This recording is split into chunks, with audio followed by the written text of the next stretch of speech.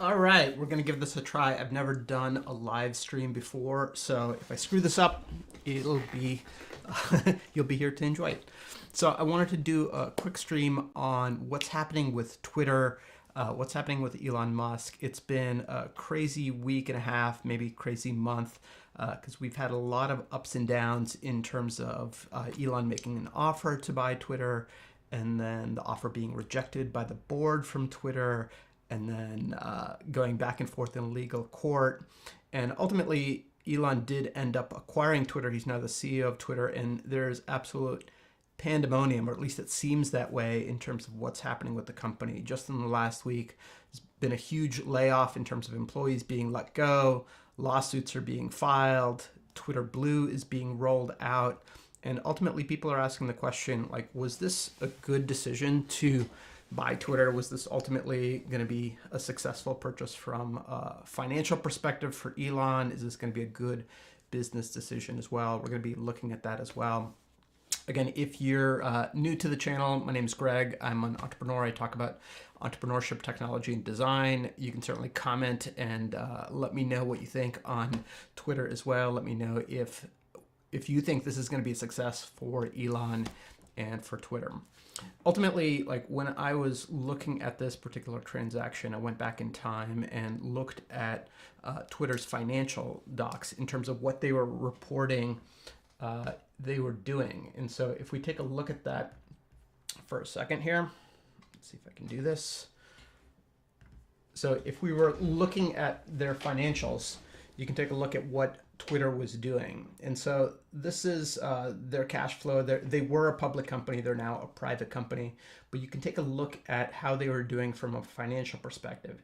And this was their consolidated balance sheet. And so you can see what their assets were from there.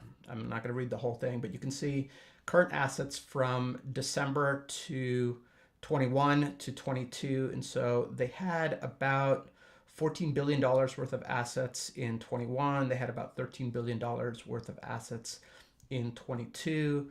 They had approximately $14 and $13 billion of liability.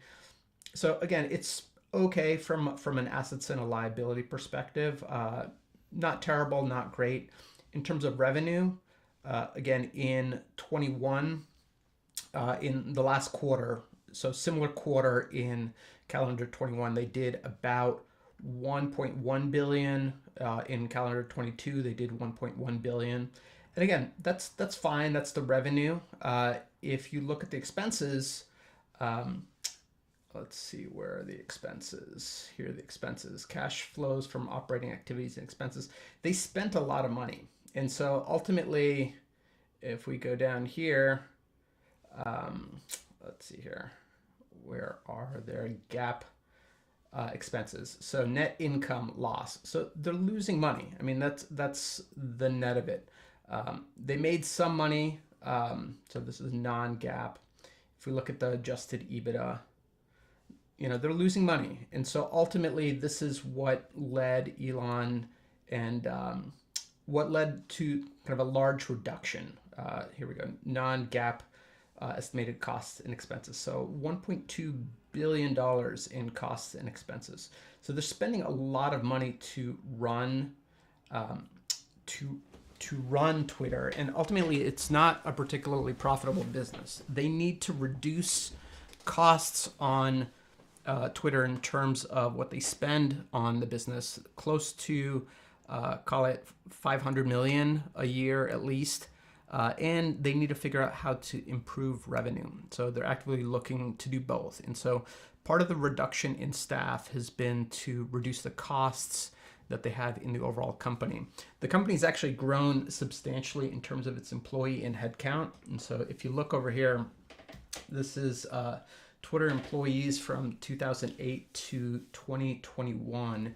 And just over the years, huge growth, specifically in the last year from December 2020 to 2021, almost adding 2,000 people to the payroll. And even if you go back further from 2013, just the steady growth year over year. Again, the product hasn't dramatically changed.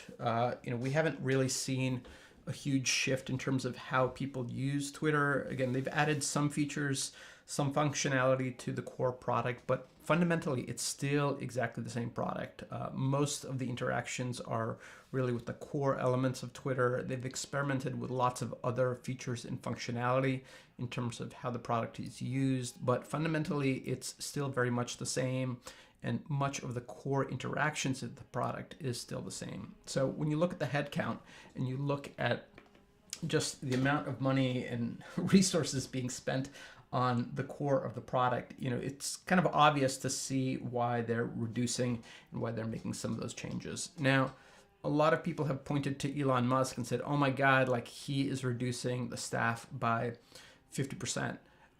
The fact of the matter is that there was about a 25% headcount reduction already planned by the board of Twitter. And so Elon is definitely making a change and making the cut more aggressive. But this was something that needed to be done for Twitter in general to maintain its long-term direction. It had gotten too bloated in terms of the overall company. Now, 50% reduction is still a huge reduction, and it's going to cause a lot of turmoil for both people inside the company and the perception outside the company as well. And I think a lot of advertisers are looking at Twitter and saying like, hey, is this a platform to bank on, or should I be kind of nervous about what is going to happen to Twitter? Now, I'm an observer as well, but looking at the platform as a whole, I think it's still very stable in terms of what has happened to it. There's a lot of politics, a lot of news going on from a Twitter perspective, but from the core product, the majority of the users are going to continue to be the users. And so it's really a little bit of a wait and see to see what the changes are to the core product. I do expect that Elon will introduce more core changes. He's already introducing and talking about introducing this notion of Twitter Blue, or a subscription to get a check mark.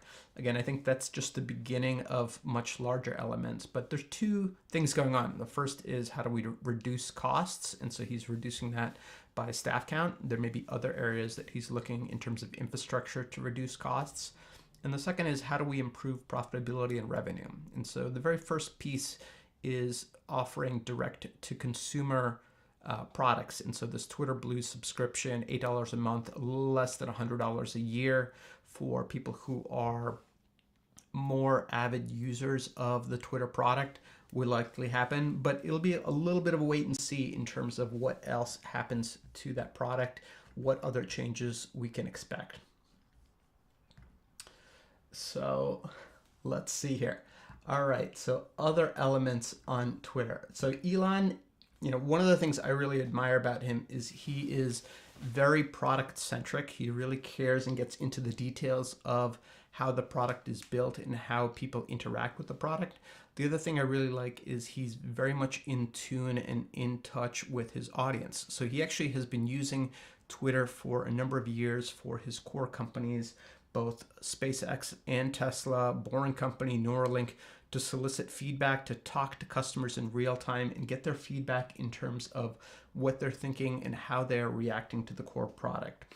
If we look at some of the tweets over the last month, you can actually see him engaging in lots of different folks. And so Jason Kilcanis, a prominent investor in the Silicon Valley community, also someone who does a ton for angel investors as well, has been asking this survey poll, over 2 million votes, on how much would you pay to get verified. So this was October 30th, before some of the new changes in the Twitter product got announced. And again, you can see interesting results here. About 10% people are willing to pay $5 a month, 2.5% are willing to pay $10, and 5% are willing to pay $15. This probably led to the ultimate result of them choosing $8 a month, somewhere kind of splitting the difference between this 10 and this 5 to see if they could really maximize the number of folks who are willing to pay for the product.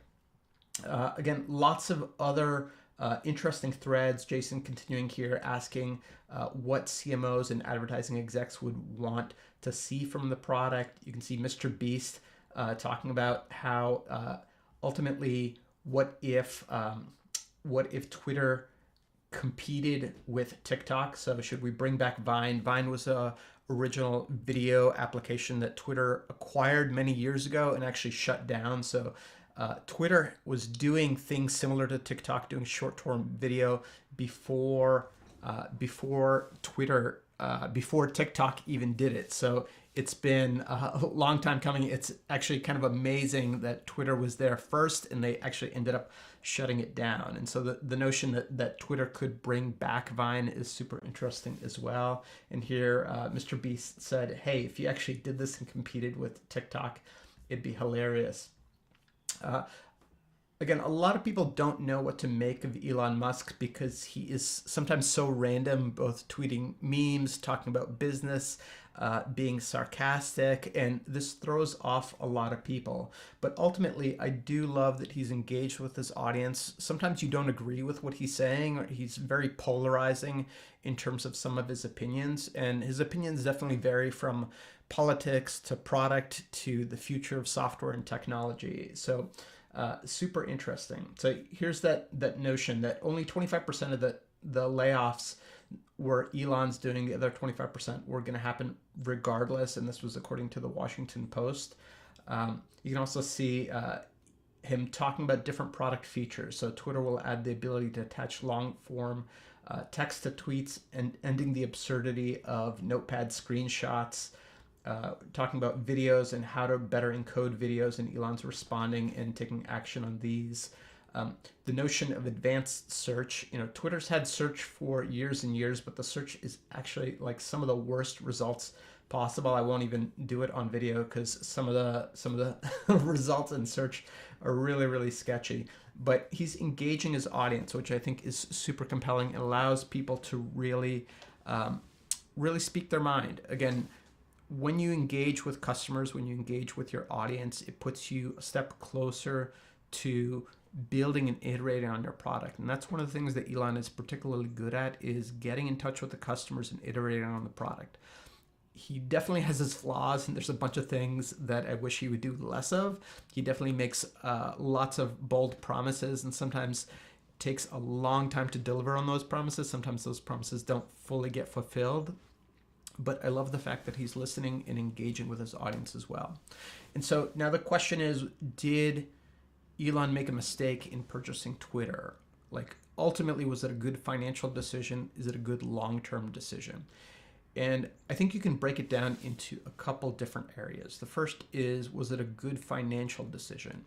If you look at comparables for other social media businesses, and this would be either TikTok, Facebook, LinkedIn, Snapchat, you can break down the financials, and ultimately businesses like LinkedIn, which was purchased by Microsoft for $26 billion, or Snapchat that's listed publicly for $16 billion.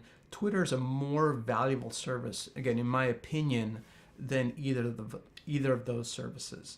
Now, if you look at some of the larger companies like Facebook and TikTok, which are close to $200 billion in terms of value, Twitter looks like a value. It's actually cheap and inexpensive at $44 billion compared to the $200 billion plus $275 billion that companies like ByteDance and Facebook are worth. And so from a pure financial perspective, the number of active users, daily active users that are on the platform relative to the cost of the platform to purchase outright, Twitter ends up looking like a really good value. Now, it's only valuable if you can make it into a profitable business, and so that's absolutely a big question mark. Again, for Elon Musk to purchase Twitter, he had to take out a $13 billion loan, and he has payments to make on that $13 billion loan of about $1 billion a year. And so he really needs to turn on the revenue spigot and reduce the cost significantly of Twitter over the next 12 to 18 months to make sure that it's a good financial decision. It's a really big question mark. My guess is if he can reduce the costs of operating Twitter by somewhere between 300 and 500 million, and he can find ways to increase the revenue also by 300 to 500 million, he'll be in good shape. The only other critical factor is, can he grow the user base? Again, if Twitter stays at around 300 million users in daily actives or even reduces, it's not going to be a win. But if he can really create a community where people can have active discussions, where it's not kind of hate-fueled Twitter wars, but really thoughtful, insightful, and interesting discussions, I think it can be a really interesting and viable platform. As Facebook continues to be on the drop, I do think there is a lot of appetite for something that is very different and more engaging than either Instagram or TikTok from a video conversation perspective. But it's still questionable whether Twitter can be that. I think because Elon Musk is a little bit polarizing, some folks has popped up and said, hey, maybe alternatives like Mastodon may become an alternative. But my feeling is that the user experience of these products is so inferior, so broken, that Twitter still has at least a year and a half to make sure that they can build that audience. So from a financial perspective, I think it's in a good spot. It's a little bit wait and see on the product. But again, I'm optimistic on the product side because Elon is really good at listening to his consumers and customers, seeing what they're saying and how they're reacting to the product, seeing how they're using the product. The other thing that leaves me a little bit optimistic is that Elon has actually used the Twitter platform for over a decade. He's been on the platform for a long time. He's been very active, has many millions of people using the platform, engaging with the platform. So he's very familiar how to make the most of it. So I think it'll be an interesting area to watch. Still a lot of uncertainty, obviously acquiring a company, coming in as a CEO, huge shakeup to the culture of the business as well. Obviously, when you have change of control, there's a lot of risk that a bunch of people who join the company for one reason may not feel that the company still has the vision and the values that it used to when they first joined. But looking at the Glassdoor reviews of both SpaceX and Tesla, it seems that most people have generally pretty happy working for Elon. Again, super polarizing personality, but on the whole, it seems like he's actually pretty good at running companies when you look at the companies that have public Glassdoor reviews written for Elon and some of the companies that he runs. As an investor in Tesla, I am personally a little bit concerned that he is stretching himself thin. I actually had this concern when he started running Neuralink, when he started running Boring Company, and Twitter is absolutely going to take even more of his mental timeshare away from some of the other endeavors. And so, real huge question mark.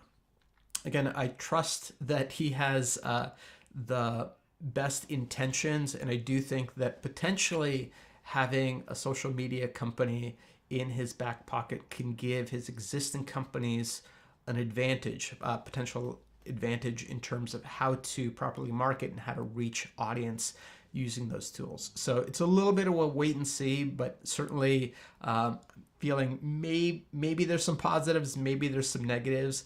I absolutely expect that there will be drama. Certainly Elon is no stranger to drama. He's played with the SEC with his tweets and financials and funding secured, and we've all heard that. So we'll have to see what will actually happen. But I'm cautiously optimistic that given 12 months from now, Twitter will actually be in an interesting spot. Hopefully less drama, more stability in the core platform, and we'll have to watch and see.